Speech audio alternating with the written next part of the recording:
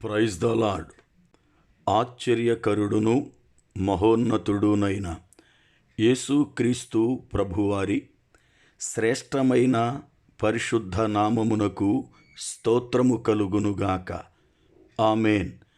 ప్రభువునందు ప్రియులారా, ఈ దినము ఫిబ్రవరి 7 బుధవారపు ఉదయకాలము వేళ దేవుని వాక్యము వింటున్న మీ అందరికీ దైవజనునిగా living prayer fellowship ministries international సహవాసము యొక్క పరిచర్య పక్షముగా నా హృదయపూర్వకమైన శుభములు. ప్రభువు మిమ్ములను మీ కుటుంబములను ఆశీర్వదించి క్షేమకరముగా కాపాడునుగాక. ఆమేన్. ప్రభువునందు ప్రియులారా, ప్రతిదినం దేవుని వాక్యము వినే కృపను ప్రభువు మనకు అనుగ్రహించారు. ఆ కృపలో మనము భద్రపరచబడుతూ ఆయన రాకడకు సిద్ధపడాలి. దేవుని వాక్యమును చదువుకొని వాక్యమును విందాం.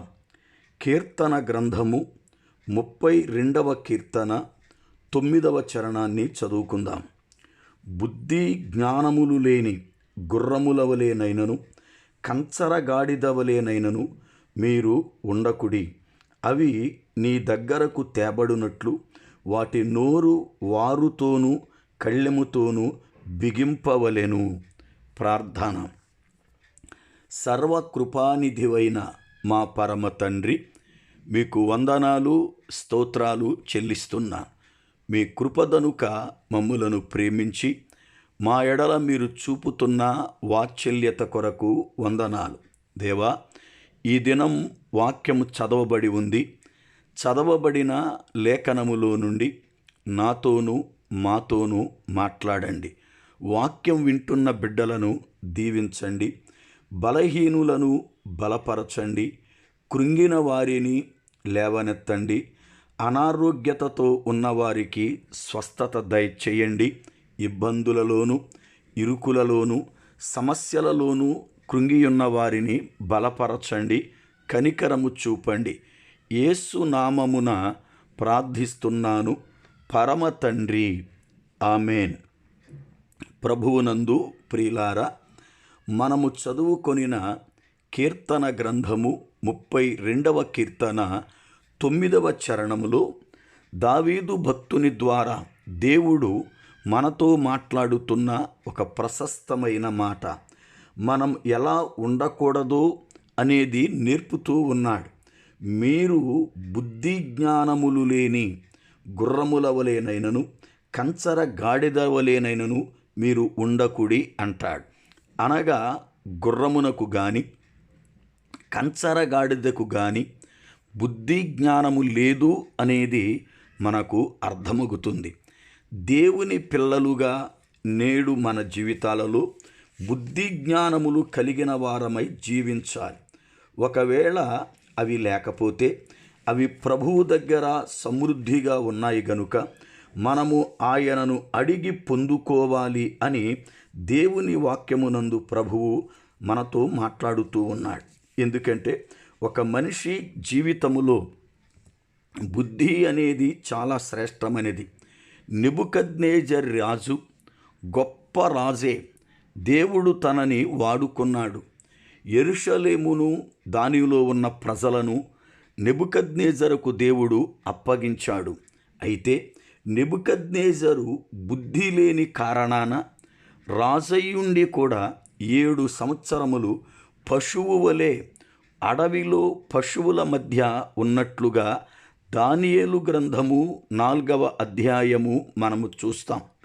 ఎప్పుడైతే తనకు బుద్ధొచ్చిందో దేవుడు మరలా తనకు తన మొదటి స్థితిని అనుగ్రహించినట్లుగా దానియేలు గ్రంథం 4వ అధ్యాయం 36వ వచనములో వ్రాయబడి ఉంది. కనుక రాజైనా బేదైనా ఎవరైనా సరే ఒక మనిషి జీవితములో బుద్ధి అనేది చాలా ప్రాముఖ్యమైనది. దావీదును దేవుడు అంతగా హెచ్చించడానికి, దావీదు ఉన్నతమైనటువంటి స్థితిలోనికి వెళ్ళడానికి, దావీదును దేవుడు కనికరించడానికి, వీటన్నిటికీ కారణం ఏమిటి అంటే సుబుద్ధి అనేది దావీదు కలిగి ఉండడమే.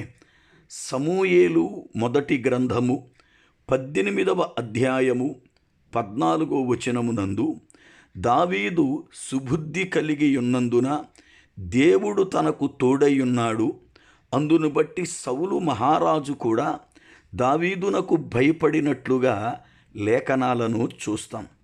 ప్రియులారా, నేటి దినాలలో అనేక మంది బుద్ధి లేని వారిగా జీవిస్తున్నారు, బుద్ధిహీనులుగా బ్రతుకుతున్నారు. అయితే దేవుని పిల్లలుగా బుద్ధి జ్ఞానముల సర్వసంపదలు ఆయన యందే ఉన్నాయని వాక్యం బోధిస్తుంది. కొలసీ పత్రిక 2వ అధ్యాయము 3వ వచనం, బుద్ధి జ్ఞానముల సర్వసంపదలు ఆయన యందే గుప్తములయ్యున్నవి. ఎవరికైనా సరే జ్ఞానము కొదువుగా ఉన్నా, ఎవరికైనా సరే బుద్ధి కొదువుగా ఉన్నా వారు దేవునిని అడగాలి. ఆయన అడిగిన వారికి లేదు అనకుండా సమృద్ధిని అనుగ్రహించేవాడు అని దేవుని వాక్యం బోధిస్తుంది. యాకోబు పత్రిక 1వ అధ్యాయము 5వ వచనం, మీలో ఎవనికైనను జ్ఞానము కొదువుగా ఉన్న ఎడల అతడు దేవుణ్ణి అడుగవలెను, అప్పుడది అతనికి అనుగ్రహింపబడును. ఆయన ఎవనిని గద్దింపక అందరికీ ధారాళముగా దయచేయువాడు. ప్రియులారా, ఎంత శ్రేష్టమైన వాగ్దానాలు ప్రభువులో మనకున్నాయి. ఈ వాగ్దానాలు ప్రభువు మనకు అనుగ్రహించినటువంటి విధానాన్ని బట్టి దేవునికి మనం ఎంతో రుణస్థులం. అయితే ఈ వాగ్దానాలు నెరవేరాలి అంటే మరి మనము చేయవలసిన పనులేమిటి? కొరింథీలకు రాసిన 2వ పత్రిక 7వ అధ్యాయము 1వ వచనం, ప్రియులారా, మనకు ఈ వాగ్దానములు ఉన్నవి గనుక దేవుని భయముతో పరిశుద్ధతను సంపూర్తి చేసుకొనుచు శరీరమునకును ఆత్మకును కలిగిన సమస్త కల్మషము నుండి మనలను పవిత్రులుగా చేసుకొందుము. మనకి వాగ్దానాలు ఉన్నాయి, అయితే అవి నెరవేర్చబడాలి అనంటే దేవుని భయము అనేది మనకు చాలా అవసరం. అలాగే పరిశుద్ధతను సంపూర్తి చేసుకోవడం చాలా అవసరం. శరీరానికి ఆత్మకు కలిగిన ఆ యొక్క కల్మషమును మనము మన అపవిత్రతను కడిగి వేసుకొని పవిత్రులుగా మార్చబడడం అనేది ఎంతో శ్రేష్టమైన కార్యం. ప్రియులారా, నేటి దినాలలో అనేక మంది వాగ్దానాలున్నాయి అని విర్రవీగుతున్నారు. కానీ ఆ వాగ్దానాలు నెరవేర్చబడాలి అంటే మనము చేయవలసిన పనులు కూడా ఉన్నాయి అన్న సంగతిని మర్చిపోతున్నారు. అందును బట్టి బుద్ధిహీనులుగా ప్రవర్తిస్తున్నారు. లూకాసు వార్త 15వ అధ్యాయమునందు మనము చిన్న కుమారుని గూర్చి చాలాసార్లు విన్నాం. చాలాసార్లు దైవజనులు ఆ వాక్యాన్ని మనకు బోధించారు. అయితే చిన్న కుమారుడు ఇంటి నుండి వెళ్ళిపోవడానికి కారణమేమిటి? బుద్ధి లేకపోవడమే కదా. లూకాసు వార్త 15వ అధ్యాయం 17వ వచనం దగ్గరకు వస్తే ఆ వ్యక్తికి బుద్ధి వచ్చినప్పుడు అని వ్రాయబడి ఉంది. అంటే ఆ వ్యక్తి బుద్ధి లేనప్పుడు కుటుంబాన్ని విడిచాడు, తండ్రికి దూరముగా వెళ్ళిపోయాడు, ఎక్కడో చెడు సహవాసాలు చేశాడు, భ్రష్టత్వములోకి దిగిపోయాడు. దేవుని కనికరమును బట్టి దేవుడు బుద్ధిని కలిగించాడు గనుక తిరిగి తన ఇంటికి రావాలి అనే మనసు కలిగి మరలా వచ్చాడు. చాలామంది జీవితాలలో నేడు ఆత్మీయ గృహం అయ్యున్న సంఘాన్ని విడిచి వెళ్ళిపోతున్నారు, సంఘానికి దూరమవుతున్నారు, లోకాశలలో బ్రతుకుతున్నారు, చివరకరికి ఆత్మీయముగా భ్రష్టులైపోతున్నారు.